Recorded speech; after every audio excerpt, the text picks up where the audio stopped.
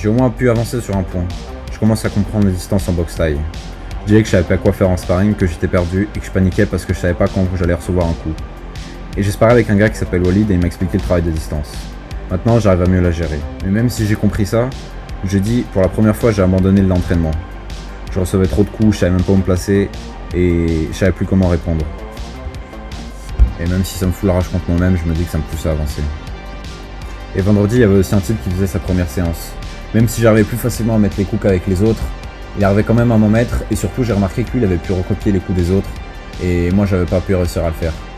Et là je me suis dit, c'est sûr et certain, je suis pas du tout un prodige du combat avec un don. Et la question que je me posais aussi c'était, est-ce que je réfléchissais trop peut-être pendant mes sparring? Est-ce que j'ose pas assez aussi? Et est-ce que je spare pas assez dur parce que j'ai pas envie de faire mal aux autres? Et je me demandais aussi, est-ce que je devrais pas sparer plus dur surtout?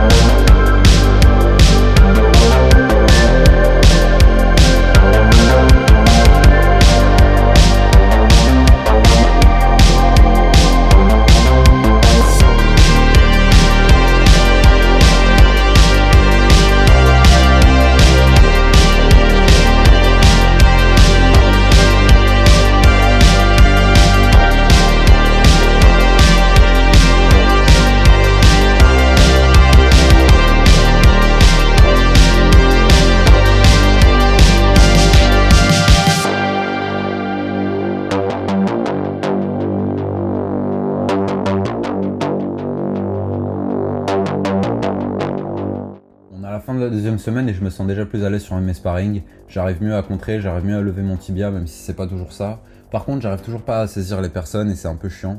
Et je manque toujours d'impact, je manque encore de rapidité sur mes coups et ça c'est problématique parce que du coup ça permet à l'autre d'avancer et c'est pas du tout représentatif de ce qui peut se passer dans un combat. Donc faut encore que j'apprenne à bien jauger ma puissance pour pouvoir bien m'exprimer pendant les sparring. Je manque encore de fluidité sur mes coups et j'ai un peu de mal à reproduire exactement les mouvements comme on les fait en entraînement, mais ça va s'acquérir avec le temps, je me fais pas trop de soucis pour ça. Donc au final je suis quand même content parce qu'on voit une différence entre mon premier jour et la fin de la deuxième semaine.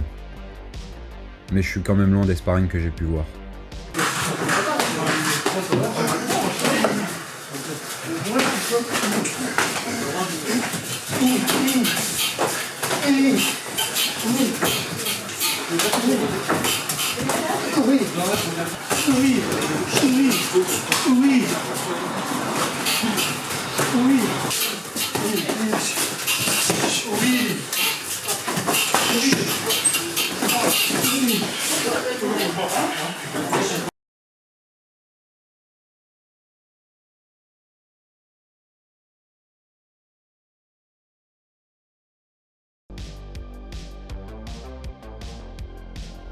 Je passais ma semaine à m'entraîner dans les cours de Djilani.